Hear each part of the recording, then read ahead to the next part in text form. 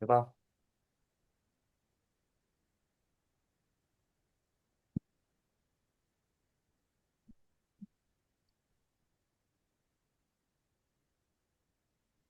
Ya, mau buka ya, Bar? Iya, silakan. Ya. Assalamualaikum warahmatullahi wabarakatuh. Waalaikumsalam warahmatullahi wabarakatuh. Kami dari kelompok 5 akan mempresentasikan proyek hasil kami. Di sini judul proyek kita adalah implementasi sistem real-time monitoring dan pengarsipan data CO2 berbasis teknologi Internet of Things, yaitu IoT. Ya, lanjut, Bar. Nah, di sini ada tim kami, yaitu saya, Revel Elsiano, dan Akbar Muhammad, Akbar Ishak, dan Bintang Alfaizi. Nah, di sini ada daftar isinya itu pertama ada masalah utama, project charter, tujuan proyek, KPI, ratio matrix, WBS, dan timeline.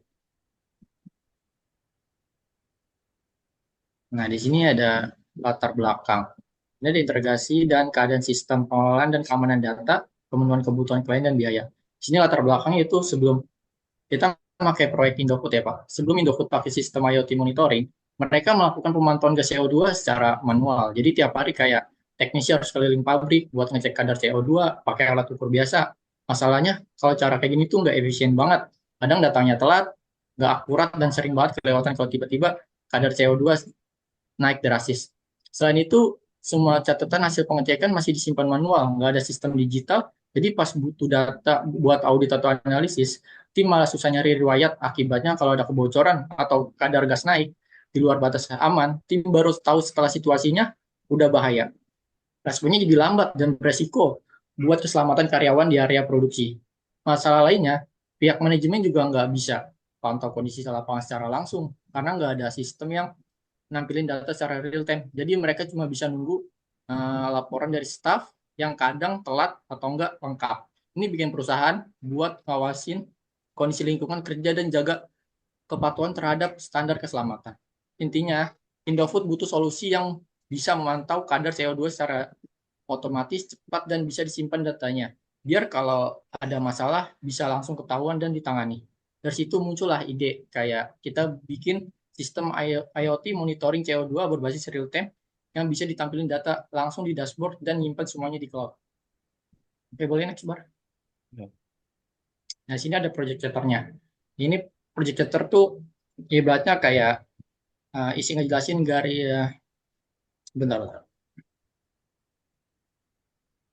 Ya, project charter tuh ibaratnya kayak dibilang kayak surat izin mulai proyek yang isinya ngejelasin kenapa proyek ini dibuat, ngapain aja sih kerjanya, dan apa aja nggak termasuk kerjaan ini. Nah, tujuan proyeknya di sini merancang, mengimplementasikan, dan mengoperasikan solusi IoT Integrasi. terintegrasi untuk memantau CO2 secara real time dan menghasilkan data permanen. Integrasi 99% untuk keselamatan dan analisis tren.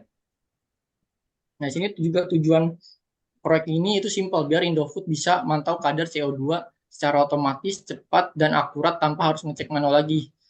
Sini soalnya sebelum ada sistem ini, semua pengukuran masih manual dan sering telat. Nah, tujuan proyek ini antara lain bikin sistem yang bisa nampilin data CO2 secara real time di dashboard.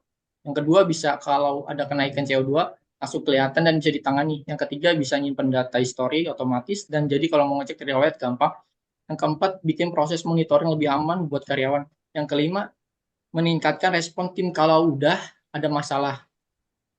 Nah, di sini in scope-nya itu yang pertama ada masang sensor CO2 dan gateway IoT. Yang kedua bikin sistem yang bisa nerima data sensor ke cloud. Yang ketiga ngebangun dashboard web buat lihat CO2, suhu, tekanan, dan status sensor. Yang ketiga nambahin fitur history, data, dan grafik tren CO2. Fitur ekspor data ke CSV atau PDF, notifikasi otomatis kalau CO2 naik di atas batas aman, setup cloud biar datanya aman dan dan sistemnya stabil. Bikin dokumentasi pelatihan pengguna dan terakhir uji coba sistem biar nggak error pas dipakai. Di sini hardware range ya sama kayak tadi sih kurang lebihnya. Baik. Terus yang out scope-nya itu ruang lingkup out of scope-nya itu perbaikan atau peningkatan infrastruktur jaringan lokal, integrasi dengan sistem non IoT existing selain yang ditentukan dan kalibrasi sensor rutin pasca secara terima. Nah, KPI akan dilanjutkan oleh Bintang. oke, selanjutnya kita bahas KPI dari proyek kita ini. Nah, di nomor 1 tuh ada MTTA atau Mean Time to Acknowledge. MTA itu adalah bagian yang paling penting atau krusial karena berkaitan langsung dengan keselamatan. Ini mengukur waktu rata-rata yang dibutuhkan operator untuk mengakui dan mulai merespon peringatan bahaya CO2 yang dikirim oleh sistem. Nah, peringatan yang ada di alat kita ini tuh dibagi 3. Pertama yang warna hijau 800. 800 ppm itu termasuk aman. Kalau di atas 800 ppm itu sudah kategori kuning atau sudah hati-hati. Kalau 1000 ppm ke atas sudah berwarna merah atau sudah mulai berbahaya. Nah, target maksimum kita untuk MTTA-nya 3 menit, standar respons yang sangat ketat. Karena hal ini memverifikasi 2 hal.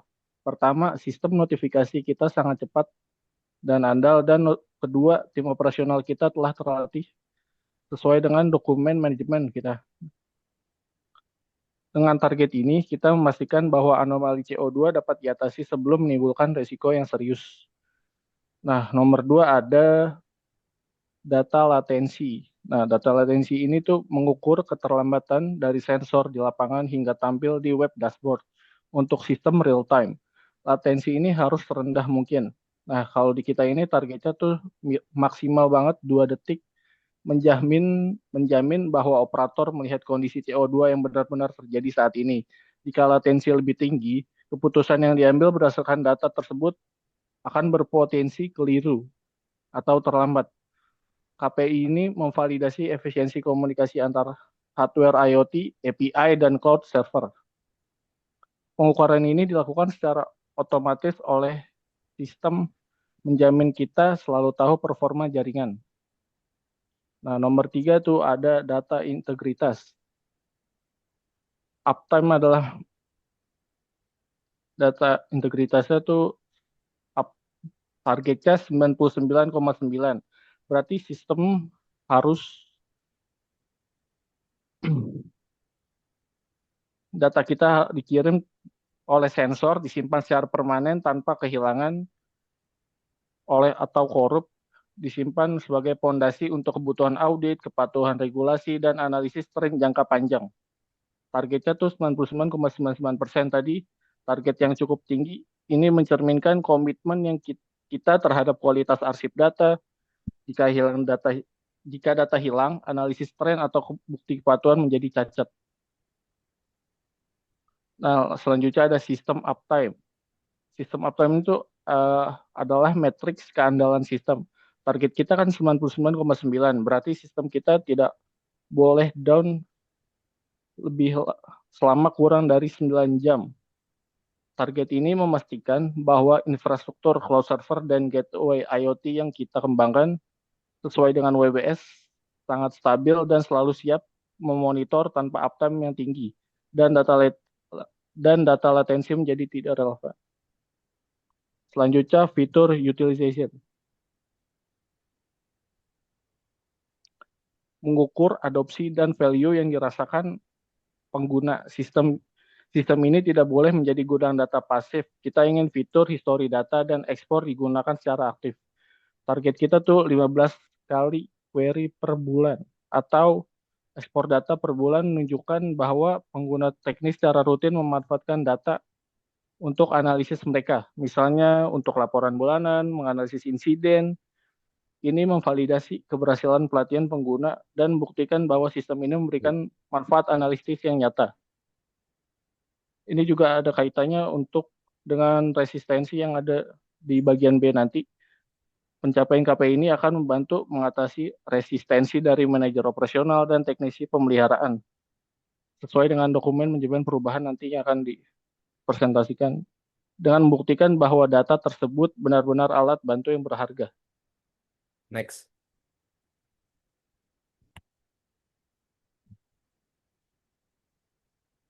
Di Raci Matrix ini saya akan menjelaskan dengan singkat saja. Pertama dari tiap anggotanya tuh ya.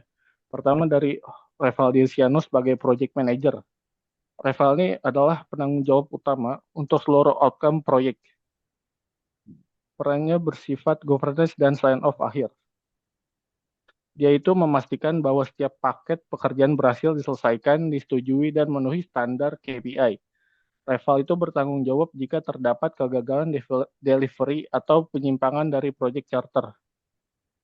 Ya, dari itu termasuk penanggung jawab akhir dari semua 8 aktivitas yang ditampilkan ini hingga monitoring kinerja.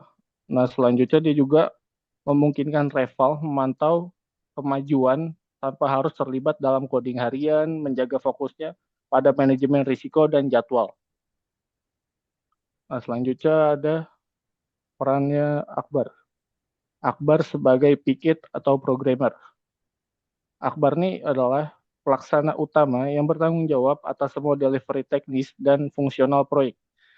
Pelaksana langsung untuk 6 dari 8 aktivitas termasuk desain sistem, pengembangan firmware, pengembangan platform data dan visualisasi instalasi hardware, pelatihan pengguna, dan monitoring kinerja.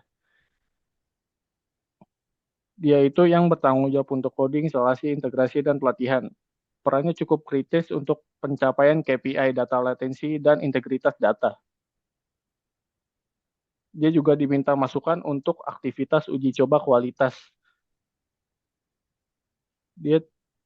Nah, selanjutnya peran saya sendiri sebagai konsultan. Saya itu Bintang Faizi. Nah, saya itu ngapain sih? Saya itu penjamin kualitas dan validitas arsitektur proyek, bertindak sebagai mata independen. Nah, peran saya tuh ada pada minta masukan gitu untuk 4 aktivitas termasuk desain sistem, pengembangan firmware, pengembangan platform data, latihan pengguna, dan monitoring kinerja. Saya tuh berfungsi sebagai filter resiko arsitektural. Nah, Akbar itu harus meminta persetujuan dari saya sebelum melanjutkan implementasi menjamin solusi yang dibangun dan sesuai standar. Saya juga termasuk pelaksana utama untuk uji coba kualitas dan kinerja sistem. Ini termasuk peran yang cukup strategis karena saya bertanggung jawab penuh untuk memverifikasi apakah sistem memenuhi KPI kinerja yang dijanjikan, memastikan klien menerima produk yang telah teruji validitasnya. Dah, Selanjutnya, next. ya. Nah, oke, selanjutnya nih WBS level satunya si tampilan mockup tampilan webnya, maaf ini agak ngeblur. Jadi intinya nanti di akhir itu ada saya udah buat video tentang yaitu alur mockupnya sama alur sistem gimana caranya sensor itu bisa terintegrasi dengan si webnya atau dengan si real time database-nya. Kita di sini pakai Firebase buat sebagai real time database. Dari sini tuh saya singkat aja. WBS level 1 nih di sini tampilan dashboard awal itu untuk melihat kondisi setiap apa ya setiap sensor. Misalkan di sini saya ada P1, P2, box sensor sama inisial sensor. Nah, di sensor B1 tuh ada sama juga di yang lain-lain tuh ada keterangan ppm-nya, current level pada saat itu si current levelnya, terus ada average ppm selama 1 jam dan juga ada maksimal ppm selama dihitung 24 jam gitu ya, sama minimum ppm. Dan juga di sini di setiap sensor itu ada juga trennya, chart trennya untuk melihat gimana kalau misalkan di grafikin tuh gimana kondisinya gitu. Nah, di sini ada level 2 itu dia untuk melihat status sensor gimana, apakah masih online atau masih offline gitu. Dan juga di sini saya nambahin apa namanya fitur yang dinamai remote control. Jadi kalau misalkan kita mau matiin nggak langsung nyabut dari stop kontak gitu atau sensornya, kita bisa dari webnya gitu. Nah, ini untuk WebS level 2. Nah, ini untuk level 3-nya itu untuk penyimpanan data dan untuk mendownload gitu. Kita misalkan yang mau nge-audit setiap bulan atau ya setiap bulan atau setiap minggu itu bisa dilihat di sini. Jadi di setiap sensor tuh ada bisa di-download data data ppm-nya. Dan si sensornya ini masuk setiap semenit. Jadi misalkan menit 1 ppm-nya 300, di menit gua misalkan 302, menit 2 ntar langsung di current level di WBS 1 itu langsung berubah 302 gitu-gitu. Nah, di sini juga sorry, di WBS level 2 tuh ada activity log-nya, udah ada keterangannya lah. Oke, ini kita masuk timeline. Nanti, sebentar, nanti di akhir ini Pak, setelah ya saya mau nampilin videonya untuk alur mockup dan alur sistemnya. Saya ngejelasin di video. Boleh Pak lanjut timeline? Ya, di timeline ini sprint pertama tuh saya persiapan dan kick off proyek. Di sprint awal ini saya sebagai project manager basically mengatur semuanya dari nol. Saya rencana kerja, bagi-bagi tugas ke tim, dan ngejelasin tujuan proyek biar semua satu frekuensi. Selain itu, saya juga nyiapin alat komunikasi kayak Zoom, Zira, pokoknya biar kerjaan tim bisa jalan rapi. Di sprint kedua, kita masuk ke bangun sistem dasar. Di sprint kedua ini, saya sebagai project manager mulai mengawasi tim teknisi bikin bagian dasar sistem. Mulai dari alur data sensor, server, dashboard, sampai tampilan awal web. Saya ngecek apakah data sensor masuk real time, apa enggak, dan pasti tiap bagian sistem nyambung. Dan lanjut ke sprint ketiga, di sini kita mulai nyatuin semua komponen sistem. Di sprint ketiga ini, saya ngatur proses integrasi, jadi sensor, cloud server, sama web dashboard harus bisa ngobrol dengan mulus. Dia juga uh, memantau pengujian awal biar nggak ada error pas data CO2 dikirim. Biasanya di akhir sprint, saya mimpin demo kecil buat nunjukin progres ke tim dan stakeholder. Nah, di sprint ketiga ini, kita nambahin fitur dan muatin keamanan. Di sprint keempat ini, saya fokus pindahin ke penyempurnaan sistem. Saya ngatur pembuatan fitur-fitur tambahan kayak history data, grafik tren, dan notifikasi otomatis kalau CO2 naik. Selain itu, saya nge-push soal keamanan dan performa. Yang pertama, ada tampilan data nggak boleh lebih dari 2 detik, sistem harus stabil dan aman. Nah, di sprint kelima, ini yaitu uh, sudah pelatihan dan uji coba lapangan. Di sprint ini, saya mulai turun ke unsur langsung. Saya ngatur jadwal pelatihan buat operator, teknisi, dan manajer biar mereka tahu cara pakai sistem. Terus saya juga bikin simulasi kondisi bahaya buat ngetes respon tim kalau ada CO2 naik. Nah, di sprint terakhir ini itu udah evaluasi dan nutup proyek. Di sprint terakhir ini diisi sama evaluasi. Saya sebagai project manager ngecek semua target dan KPI sudah tercapai atau belum dan memastikan sistem stabil, data aman, dan fitur-fiturnya kerjanya dengan benar. Terus saya juga bikin laporan akhir proyek, yaitu kasih evaluasi dan rekomendasi dan serahin sistem ke pihak Indofood yang bertanggung jawab. Mungkin temanya lanjut, Bar. Nah, di sini ada analisis resistensi perubahan. Di sini ada pihak potensial penolak. Ini ada operator lapangan dan yaitu end user. Ini penyebab resistensinya itu merasa perannya dalam inspeksi manual tergantikan oleh sistem otomatis dan web platform, kurangnya familiar dengan antarmuka digital. Terus ini dampak terhadap proyeknya itu data dari website berpotensi tidak digunakan secara optimal sehingga KPI C2 dan real time dan T4 pemanfaatan fitur dapat gagal tercapai.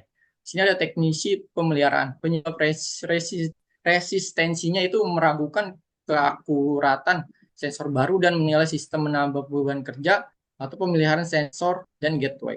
Ini dampak terhadap proyeknya yaitu tindakan troubleshooting jadi lambat dan MTTI yaitu T1 meningkatkan karena verifikasi manual tetap dilakukan. Di sini terakhir ada manajer operasional, penyebab resistensinya itu khawatir terhadap tambahan biaya operasional dan berkurangnya otoritas dalam proses pemantauan. Dampak terhadap proyeknya yaitu dukungan terhadap proyek menurun, pengaruhnya prioritas staf untuk pelatihan dan adopsi sistem secara keseluruhan. Mungkin selanjutnya akan disampaikan oleh Ya, di Akbar. sini ada apa ini penerapan model change management. Kita di sini pakai tahapan yang namanya ADKAR. ADKAR itu isi kepanjangan singkatan dari awareness, desire, knowledge, ability, sama reinforcement. Jadi A-nya itu kita awareness. Nah, di sini tindakan pada proyek IoT monitoring CO2-nya itu kita melakukan sosialisasi resmi oleh manajemen puncak tentang urgensi keselamatan resiko operasional akibat keterlambatan kalau misalkan kita tuh melakukan pelatihan kalau misalkan kita terlambat gitu. Kalau misalkan kita terlambat untuk mendeteksi CO2 gitu, apa akibatnya itu kita melakukan si awareness ini untuk melakukan sosialisasi. Nah, hasil yang diharapkan ya untuk semua staff yang ada di perusahaan Indofood ini ya untuk memahami alasan strategis proyek ini. Ya mungkin kita yang dimaksud itu keselamatannya, terus kepatuhan dan efisiennya. Terus juga desire yang kedua itu si D-nya. Desire tindakannya adalah kita melibatkan si operator dan teknisi dalam sesi diskusi. Melibatkan nih Pak, kita ngejelasin nih Pak kalau ini dashboard ininya. Nah, ini kalau misalkan PPM udah sekian, kita menjelaskan gitu kepada si operator dan teknisi. Hasil yang diharapkan ya karyawan memiliki kemampuan untuk mendukung karena melihat manfaat langsung terhadap pekerjaannya. Terus knowledge itu kita melakukan tindakan menyelenggarakan pelatihan teknis dan juga fungsional penggunaan webnya kepada operator dan teknisi yang lain. Terus juga hasil yang diharapkan pengguna memiliki pengetahuan atas si apa namanya sensor gateway-nya dan juga penggunaan web, platform dan histori data dan bisa mengoperasikannya dan memelihara sistemnya. Terus yang ke berapa nih? Satu, dua, tiga, empat itu ability tindakan yang kita lakukan adalah melakukan simulasi lapangan yang tadi. Misalkan eh eh, kita melakukan simulasi kalau misalkan berapa ppm atau enggak berapa melakukan tindakan kalau misalkan udah peringatan atau enggak udah bahaya itu gimana gitu. Dan pengujian langsung MTTA di area operasional. Hasil yang diharapkan ya kemampuan operasional meningkat, sistem yang digunakan sesuai SOP. Terus yang terakhir, reinforcement. Tindakan yang kita lakukan adalah audit bulanan, data historis, dan penghargaan bagi tim dengan respon tercepat dan penggunaan fitur tertinggi. Hasil yang diharapkan adalah perubahan perilaku menjadi budaya kerja, menjadi budaya kerja baru gitu yang bakal berkelanjutan. Soalnya kan sebelumnya audit mungkin secara manual, bla bla bla. Kalau dengan adanya ini udah pasti kan cara kerjanya beda dan ya tadi yang disebutnya menjadi budaya kerja baru. Jadi semoga dengan reinforcement ini kita melakukan tindakan si reinforcement ini si staff gitu bisa berkelanjut gitu atas budaya barunya ini gitu. Jadi nggak kaget. Nah, selanjutnya itu ada strategi komunikasi. Nah, di sini tuh fase inisiasi, perkenalan, target yang kita tuju adalah seluruh staf fasilitas. Pesannya, sistem monitoring IoT adalah langkah strategis untuk meningkatkan keselamatan dan efisien. Media komunikasinya surat resmi, terus kita ngelakuin rapat, membuka proyek, dan pengumuman email. Terus implementasinya, kita target audiensnya ke operator dan teknisi. Misalkan cara penggunaan dashboard web dan mendeteksi potensi bahaya CO2 dengan cepat gitu ya isi-isinya mungkin akibatnya gimana kalau misalkan kita menghirup CO2 terlalu banyak gitu. Media komunikasinya workshop atau dan demonstrasi langsung. Terus juga fase berikutnya yang terakhir pasca implementasi. Target audiensnya manajer dan pengguna akhir. Pesannya misalkan data historis menjadi dasar pengambilan keputusan operasional dan audit. Nah, media komunikasinya laporan rutin dan buletin internal. Oke, boleh lanjut.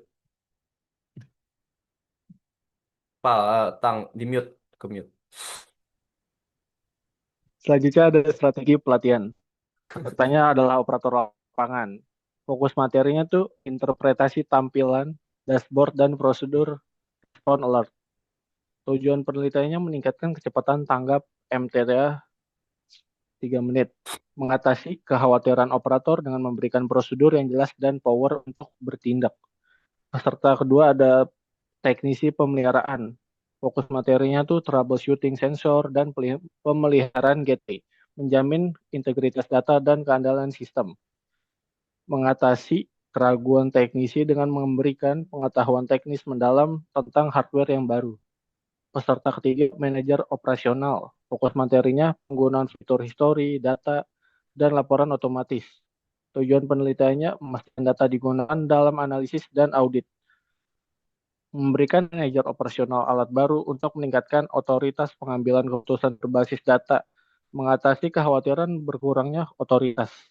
Intinya, setiap orang dilatih untuk berhasil dalam peran barunya.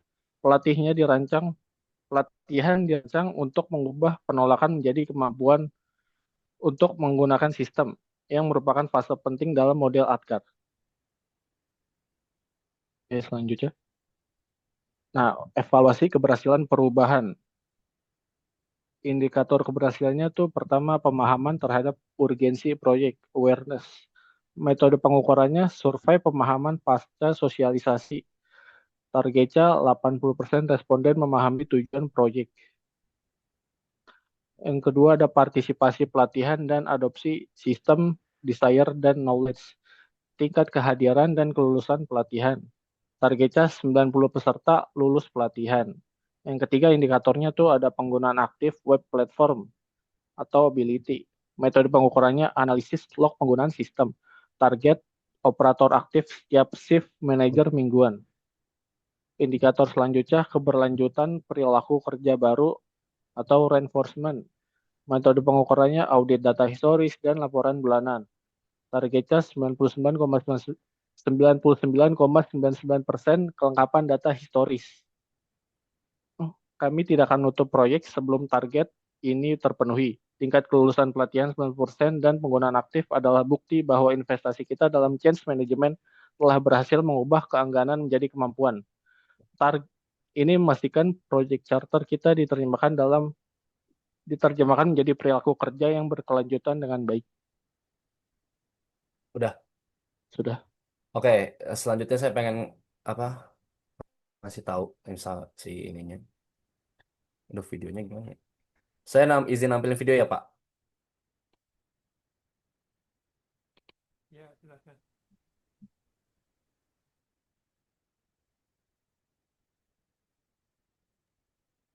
Ini kan suara Ibar.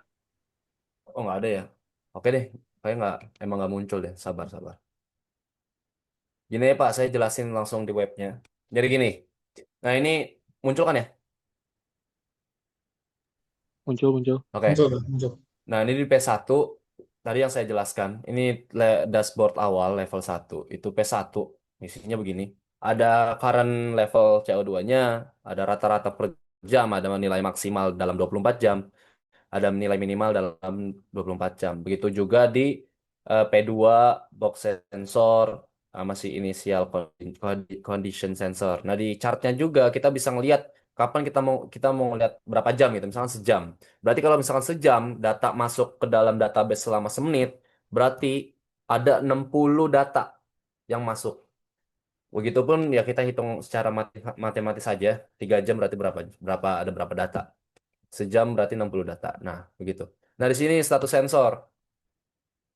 Nah, ini masih offline semua karena maaf Pak, alatnya saya nggak bawa karena alatnya masih apa saya tinggal di tempat pengerjaannya karena masih perlu di ini lagi. Jadi ini kondisi offline karena si sensor nggak nyala. Nah, ini ada si remote control dan activity log. Misalkan nih activity log data diterima. Nah, ini ada keterangan nih. Data keterima di jam menit 55 di 380 ppm di P1. Begitupun di P2 box sensor dan initial sensor. Ini untuk level 2-nya. Level 3 itu nih, misalkan kita pengen lihat data, misalnya ini bisa juga milih. Saya mulai aktifin masuk data itu di tanggal 31. Jadi kita tes misalkan apa? Kita tes di tanggal 1 November aja. Nah, kita load data. Nah, kita lihat nih. Ada keterangannya, average rata-ratanya, terus nilai maksimalnya, terus ada nilai minimumnya, data yang masuk ada berapa. Nah, ini ada keterangannya. Nah, di sini kita bisa download. Begitupun juga di P2 box sensor dan inisial. Nah, kita bisa download nih. Misalnya kita pengen audit gitu. Si perusahaan ini tahu deh. Sabar, maaf. Pengen audit. Ini gimana sih? Ini aja ya. Saya buka.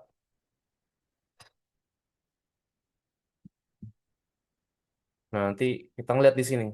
Di jam berapa, di tanggal berapa. Nah, ini di tanggal 1 bulan 11 2025 di jam sekian ppm-nya berapa kondisinya. Nah, gitu. Begitupun di P2 box sensor dan initial sensor. Nah, secara kerjanya jadi si sensornya itu bakal masuk, yang tadi saya ngomong bakal masuk ke database. Jadi saya pakai real time database, pakai Firebase. Sebentar. Masuk ke dalam database itu selama semenit. Semenit bakal masuk, semenit berikutnya bakal masuk, bakal berubah-berubah. Nah, di sini ada keterangan datanya. Jadi dia ada latest, itu data yang terbaru, data yang baru masuk, dan data si historinya. Jadi misalkan semenit nih masuk ke latest dan langsung otomatis masuk ke history. Data berikutnya masuk ke latest, latestnya nih jadi selalu terbaru gitu. Nggak numpuk kayak misalkan si historinya, kagak. Dia numpuknya itu malah di history, si latestnya cuman masuk data yang baru. Jadi data yang semenit ke sebelumnya udah langsung masuk ke history gitu sistemnya. Nah, si ininya web monitoringnya dia mengambil ke real time database-nya di Firebase. Jadi begitu. Oke, apalagi ya? Oke, mungkin bentar. Mungkin sekian Pak presentasi dari kami. Kabar nih, terima kasih dulu. Oke, baik. Terima kasih ya.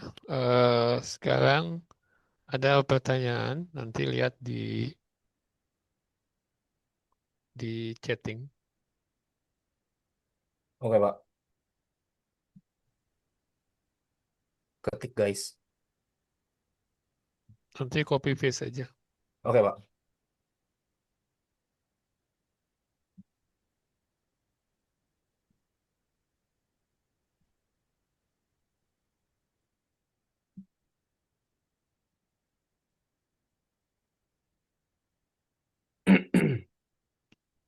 Nomor satu pertanyaan buat Bintang.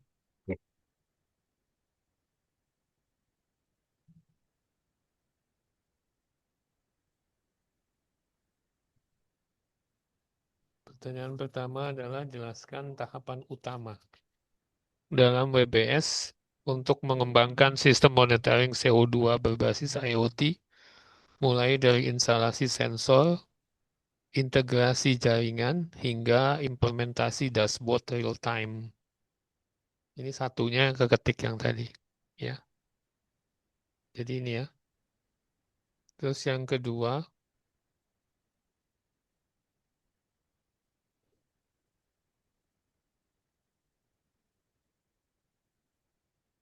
Maaf Pak, soal nomor satu apa bisa diulangin lagi Pak? Itu itu di di chat chat Pak. sudah ada. Ada di Oh chat, di ada di chat, chat. oke gitu. Ya. Yang kedua, masih buat, buat Reval. Yang pertama, bagaimana pembagian WBS dapat memastikan bahwa proses pengumpulan data CO2 dan sensor IoT berjalan sinkron dengan sistem penyimpanan cloud dashboard di visualisasi. Ini WBS-nya yang di itu ya. WBS tampilannya Pak, bukan WBS timeline. Ya, WBS Workspace Breakdown. Work Oh, breakdown. Yang ketiga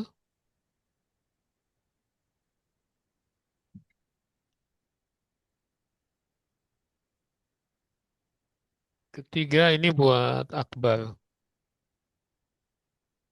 Sebut KPI utama yang menilai performa sistem monitoring CO2 berbasis IoT, baik dari sisi akurat sensor, ketepatan pengiriman data, maupun stabilitas koneksi. Ininya KPI-nya ya. Nah, terus yang berikutnya, ada 3 yang dijawab secara kelompok. Soal nomor 4, ini kelompok ya.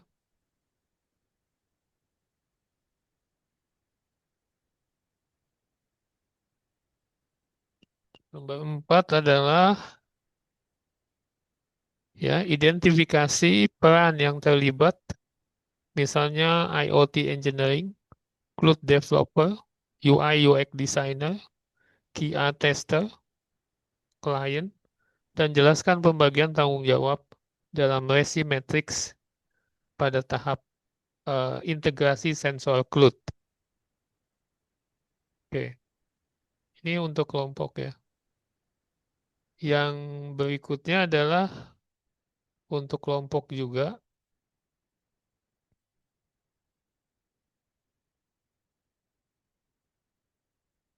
Yang nomor 5.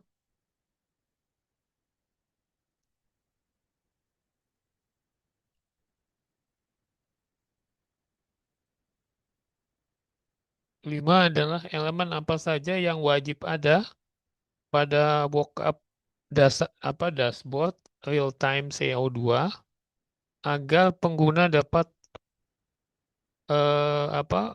memantau grafik ppm, peringatan batas ambang dan status sensor secara jelas. Ya, memantau grafik ppm, peringatan batas ambang dan status sensor secara jelas. Nah, yang terakhir adalah ini juga untuk kelompok.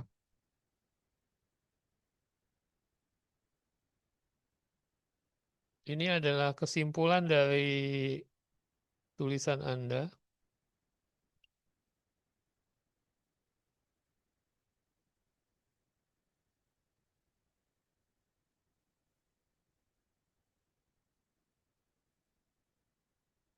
Ya, jelaskan bagaimana WBS, KPI, Racing Matrix, dan Walkup saling berperan dalam memastikan pengembangan sistem monitoring CO2 berbasis IoT real-time berjalan terstruktur.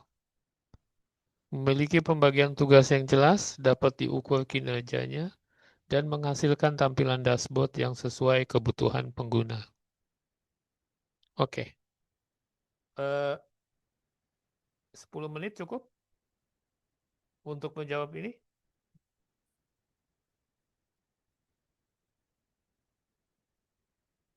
Oke, 13-12 menit aman, Pak. aman, boleh. Ya udah, Oke, 13 menit makasih. dari sekarang, silahkan. Oke, makasih.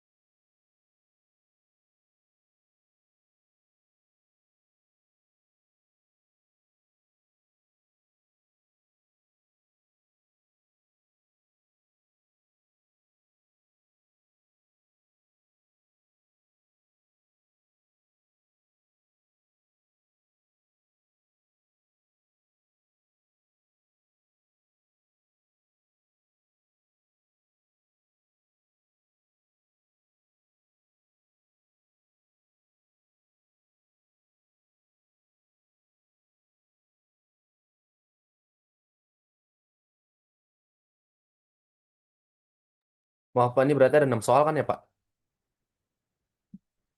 Iya, betul. Nomor 1 itu Bintang, nomor 2 itu Repal, nomor 3 itu saya, Mm-mm.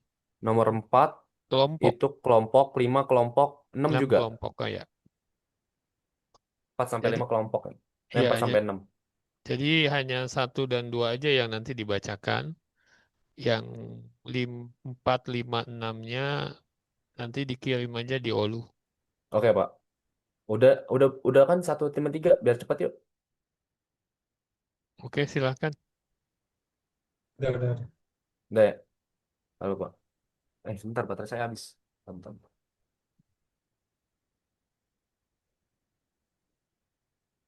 Bentar Pak. Oke. Oke, saya izin share screen.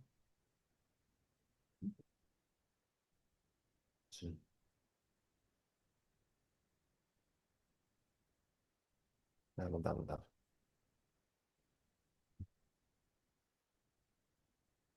Share screen entire. Oke. Silakan Bintang nomor 1 kan?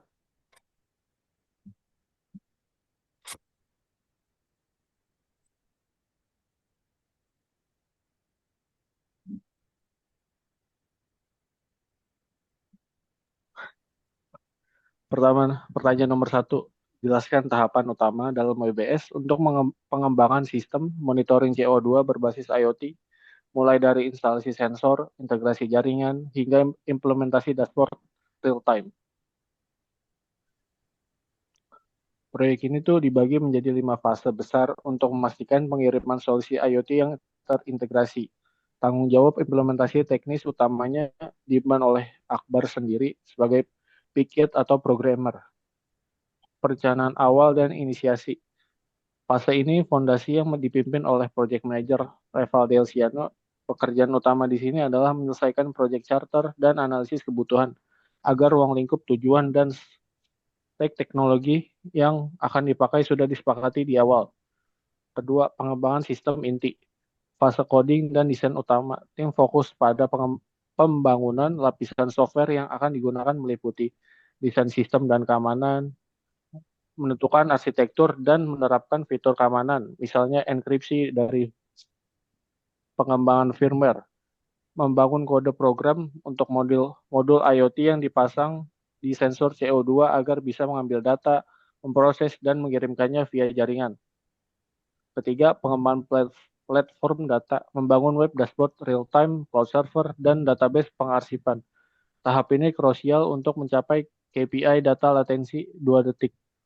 Ketiga, ada deployment dan integrasi. Fase ini realisasi fisik sistem yang diakhiri dengan validasi kualitas. Instalasi hardware itu melakukan pengadaan dan pemasangan fisik sensor CO2 dan modul IoT di lokasi. Sensor harus terintegrasi dengan jaringan untuk pengirim data ke platform cloud.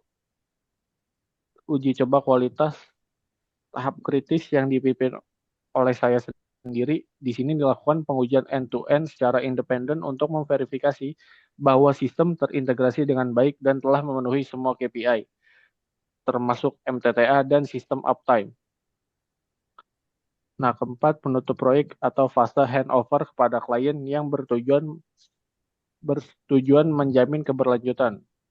Pelatihan dan dokumentasi itu melaksanakan pelatihan berbasis peran sesuai dokumen manajemen perubahan yang tadi, agar operator, teknisi, dan manajer siap mengoperasikan sistem.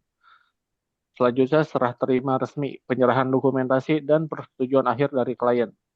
Kelima, operasional awal. Fase ini tuh pasca serah terima yang menjamin stabilitas.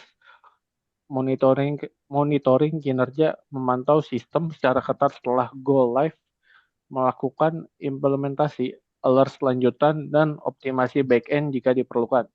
Tahap ini juga memastikan KPI feature utilization atau yang tadi itu 15 kali query per bulan mulai tercapai.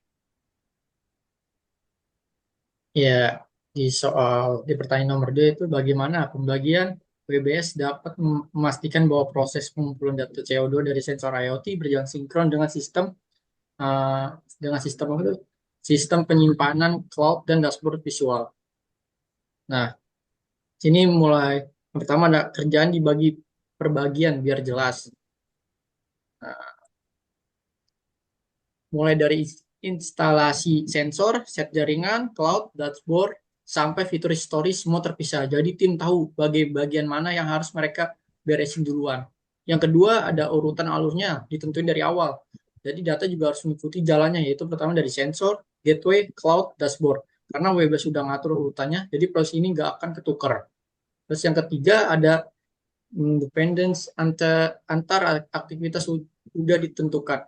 Misal dashboard nggak bisa dibuat sebelum data dari sensor masuk ke cloud, histori data nggak bisa jalan kalau dashboard belum stabil. Jadi tiap langkah saling nyambung. Yang keempat ada tahapan testing khusus buat ngecek sinkronisasi.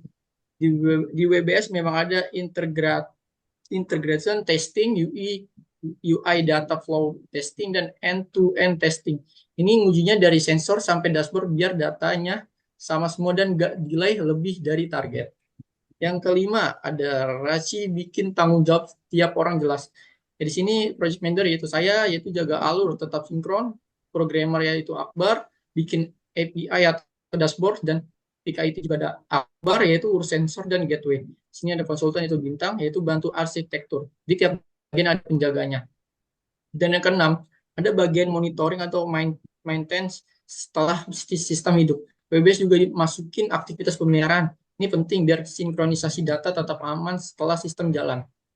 Nah, yang terakhir ada resiko ketidaksinkronan bisa dideteksi dari awal karena WBS sudah memecah semua tugas proteksi error kayak data delay, data hilang, data nggak muncul di dashboard biar ketahuan lebih cepat. Oke, selanjutnya pertanyaan nomor 3, sebutkan KPI utama untuk menilai performa sistem monitoring CO2 yang berbasis IoT, baik dari sisi akurasi sensor, kecepatan pengiriman data, maupun stabilitas koneksi. Nah, di situ tadi udah dijelaskan KPI-nya ada MTTA, mean time to detect. Jadi itu tujuannya tuh untuk mendeteksi kecepatan, deteksi anomali gitu. Terus ada target yang kita pengen tuh adalah kurang dari 3 menit. Terus juga waktu evaluasi setiap insiden tuh per bulan gitu kan. Terus untuk mengukur seberapa cepat sistem mendeteksi perubahan level CO2 yang abnormal nih si MTTA ini. Terus juga ada data latency. Tujuannya ya untuk akurasi pengiriman data. Target yang kita pengen kalau bisa kurang dari sama dengan 2 detik. Evaluasi Waktu evaluasi itu kita melakukan harian otomatis. Terus juga untuk memastikan data sensor sampai ke platform atau ke dashboard atau ke web dengan delay minimal yang kita pengen tuh target ya kurang lebih dari 2 detik. Terus data integrity, kelengkapan dan permanen data historis. Tujuannya untuk keandalan dan permanensi data historis. Target proyek ya 99,99% waktu evaluasi bulanan dan tahunan. Nah, ini tuh di data integrity tuh kita memastikan tidak ada data yang hilang atau korup dalam penyimpanan. Nah, sistem uptime yang selanjutnya stabilitas IoT dan cloud. Tujuannya untuk melihat stabilitas koneksi device IoT dan cloud. Terus juga target proyeknya ya kalau proyeknya kalau bisa 99,9%. Waktu evaluasi harian dan otomatis dan untuk mengukur ketersediaan sistem secara keseluruhan. Terus yang 5, fitur delivery, pembaruan platform. Tujuannya untuk efektivitas fitur data historis. Target proyek 15 kali query atau bulan. Terus juga waktu evaluasi, per bulan, sorry, query per bulan. Waktu evaluasinya ya kita melakukan bulanan. Dan di fitur delivery ini itu untuk mengukur frekuensi query terhadap platform dan utilitas fitur. Yang kesimpulannya, intinya di proyek kita pengen si MTTA-nya kurang dari 3 menit, data latency-nya itu kalau bisa 2 detik gitu. Nggak lebih 3 detik untuk delay-nya ya. Kalau bisa ya 1 gitu. Dan sistem uptime-nya 99,9 untuk memastikan monitoring CO2 real time yang andal. Oh gitu, Pak. Baik. Nanti itu dikirim ya. Jadi Ya, Pak. dikirim dengan tadi PowerPoint dan apa namanya walkup sama jawaban ini semua, termasuk yang 456. Oke, silakan closing statement. Pak, Silakan. benar banyak. Ini perwakilan ngumpulinya, Pak. Ya, satu aja. Oke, Baik, Pak. Manajer silakan proyek project aja. manager.